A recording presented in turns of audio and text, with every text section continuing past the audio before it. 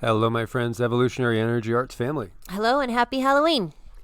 Happy Halloween to those of you that partake in any sort of festivities today. So we have a Halloween blue moon. So what's a blue moon? Well, that's 2 full moons in a month. So that's a rarity in and of itself. And this one's going to be seen across the whole country, of course. And there's going to be all sorts of strange beings probably out in the streets wearing masks. It's going to be exciting. You know, are you supposed to wear a mask on top of your mask? You can if you want to. But then how do you know if you're a werewolf or a vampire or a ghost or... I think most people these days are legitimately confused about what they are anyway. That's a good one. Yeah, so we have a blue moon. It's the second one we're going to have in this month. And so this is a truly special confluence of spookiness. A Halloween full moon, visible for most time zones on Earth, which hasn't happened since 1944, according to the Farmer's Almanac, and it won't happen again until 2039. So what's it going to look like in 2039 out there, guys? What's your thoughts of what 2039 is going to bring to the planet? Oh my gosh, we might be looking outside of our caves 2039. So we have thousands of residents ordered to evacuate in the Philippines after SuperTyphoon Goni. It goes from a 30-mile-an-hour tropical depression to actually it peaked at 180 miles an hour. That's crazy. This is the strongest storm that we've seen this year. And, this particular, season is supposedly winding down. It's been a record breaker. And again, the rapid intensification, 54 hours going from 30 miles an hour to peaking out with 180 mile an hour winds and the waters to the east of the Philippines at 11 a.m. on Friday. Amazing intensification, as they say. Remarkable. Wasn't there a kid's show where the kid kept saying, remarkable? God, that was old. I don't know. That might have even been like Little Rascals, which I know is going way beyond most people's timeline.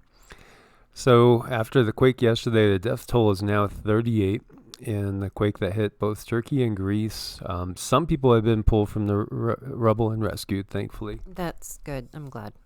You had 38 people that were killed and more than 800 injured. This was just a super powerful, devastating quake. And again, it's in a very old area, which so many of the buildings aren't going to be up to, say, modern codes. Yeah, and I'm sure that they were beautiful too, and they will be missed. Yeah, most definitely. And we have more than 40 dead or missing after a landslide hit San Salvador volcano. And this is in El Salvador. So much going on. Well, again, so many areas that are getting rain are getting tons and tons of rain. And then if it's an area with volcanic activity and quakes, there you go. And when I was in North Carolina, I could feel it. I really felt the ground there quite a bit. And obviously that's not as seismic as when we were in California or Nevada. There's fault lines everywhere in Nevada. You got to try to find a spot that doesn't have a fault line in Nevada. Good luck. Seriously, it's crazy. And we have a major train derailment as well. And this is in a southeast Texas community. It's forced schools and businesses to evacuate. And so this is in Mauriceville, which is a really small community about 100 miles east of Houston. And the worry was because of some chemicals on the train. Always an issue. Why does it seem we're always running into chemical spill issues, chemical plant issues, especially in the Houston area? Yeah, I've noticed that too. Yeah, so you can see here, not a good scene.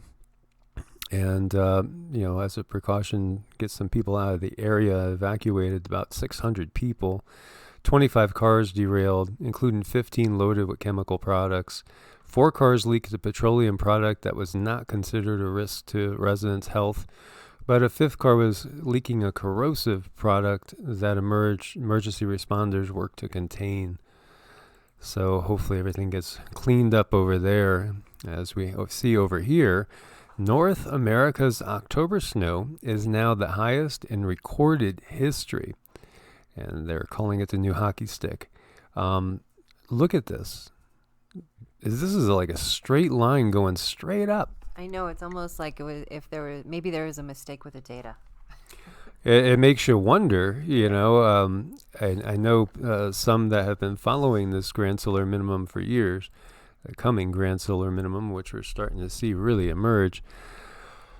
You know, they're not surprised. You know, they're not surprised at all. But it's just the way things are going from one extreme to another so fast. It is. It really is. It's difficult to hang on. Yeah, that is definitely vertical right there. That is like launching off into space. Colorado's historic October cold turns deadly, unfortunately, for 2 homeless men that they found that were passed on. And this was in Pueblo, Colorado. And they were found dead near the Arkansas River. Well, one was found there, one by I-25, and they're thought to be homeless. Sad. It's really, really sad. And when I got to Florida and Sarasota, wow, there was homeless everywhere. But it makes sense because, you know, if you're homeless and you're living outdoors, it's way harder to survive in, say, Chicago, you know, or Pueblo, Colorado, than it is in Sarasota, where, you know, most of the time your winter temperatures are still in the 70s or in the 60s. And maybe your overnights drop into the 50s. It's very, very survivable. Not the case when you have overnight lows that are, you know, dropping below freezing, dropping below 0 even, or maybe even wind chills going 20 and 30 below. That I just can't imagine being homeless in that type of condition. No, and I feel we live in a society and a place today where there's no reason for people to be homeless. There really isn't, especially when you have, you know, such wealth. The wealth keeps getting consolidated more and more and more into the hands of fewer and fewer and fewer. And if you look at, say, you know, take Jeff Bezos, who arguably he might have benefited more than anybody with the current plague upon the land and the lockdown that's going on. Billions and billions and billions of dollars there. You know, what would it take for, and I know some of these billionaires will do humanitarian acts, but when you're looking at it, like if you're the average people, and really it's more than half the people that go paycheck to paycheck in this world, more than half the people don't really have any savings, which is, you know, sad, but the whole system is just has to be revamped. But when you look at that, so if you're an average person and, you know, maybe your household, I don't know, makes whatever, 700, 800 for a week between, and just saying in a conservative, and, you know, if Bezos donated a few million to make a homeless shelter and just say like the 10 top cities, you know, as far as population and where the need is, like LA and stuff, you know, that would be like literally a penny to the average person. A penny, maybe 2 cents. I know, they really should do something like that. Hopefully someday they will. I mean, how many of you guys, when they ask you at the grocery store, do you want to round up for this or you want to round up for that? You know, I mean, we always say yeah. And whenever I see any sort of donation there, I always make sure, you know, I'll do something. Because I feel like it's something that we should all try to do. And then again, I don't want to get political, but I don't feel like government should be telling us what we should be doing at all. It should be done out of a desire from one's heart. So moderate to strong La Nina weather event will cool ocean surface temperature. And so for those that are experiencing drought through Southern California, Arizona, New Mexico, and perhaps down into some areas of Texas as well, not a good situation because it gets drier. And it's typically what we have with a wintertime La Nina. Oh, yeah, this is just incredible. Now, if you're up in Michigan, you know, Wisconsin, the Dakotas, and Montana, it's going to get pretty snowy, cold, wet. Yeah, I'm sorry, guys. Yeah, so that's typically what we have with the La Nina. And all these new things that we didn't hear of really like 5 years ago, like sprites, for instance, all these strange atmospheric phenomena. Well, Jupiter's got sprites. Wow.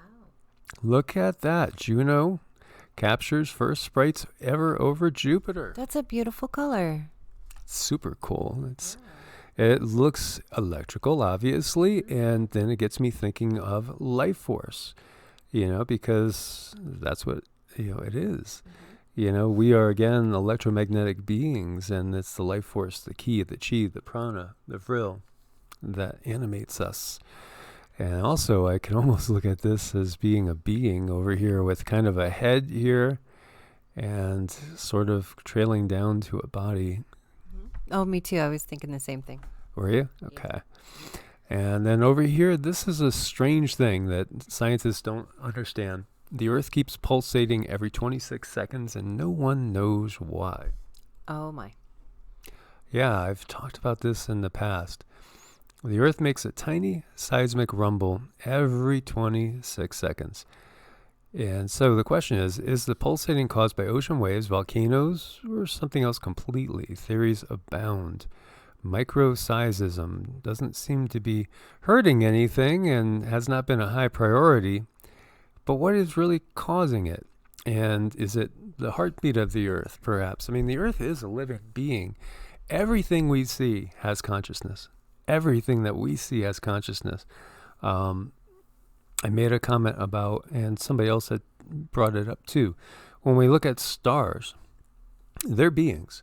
On the 3D level, they look like gases interacting. But if you look at the core level of each human being, you'll see an inner star. Barbara Brennan, who's written several really good books on energy work, shows this. And she is a very talented psychic, clairvoyant. She has seen like 14, 15 different layers to the human aura, which is amazing.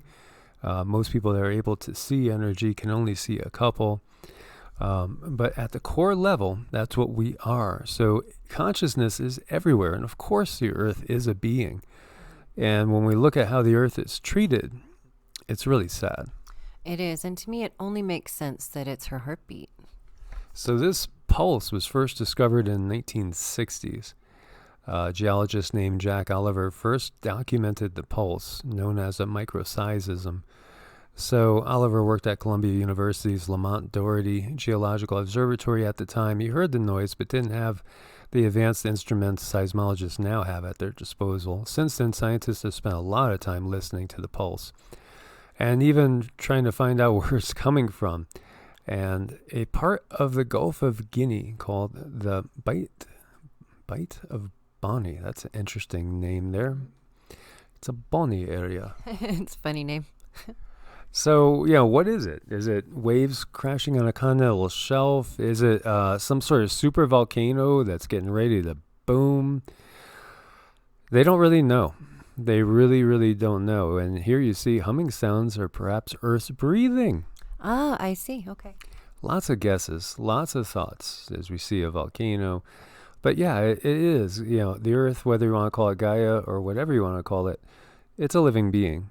And again, we are obviously cells, individual cells on this being, so we should be in harmony and living in a manner that does not treat it as if we are viruses or cancer. The harmony thing is so critical. It is. But when, and this is one of those things, again, it can't turn political. Like I see all these political ads going on and they're talking about, oh, this person didn't vote for expanding our fracking and our natural, gas production or petroleum production. You get a lot of that in Texas, obviously, with all the wells and everything. And boy, do we see tons of oil wells going through Texas. But how about the other side of that? The fact that, with the fracking and sending those chemicals down in there, a lot more people are getting cancer. It's poisoning the water supply. It's poisoning the planet, too. It's so sad. It is. Especially when there's technology out there. We don't need that whole system. We just don't need it anymore. So, guys, thank you so much for your support on Ko-Fi and Patreon. We couldn't do it without you. As always, stay prepared out there. God bless and namaste. Namaste.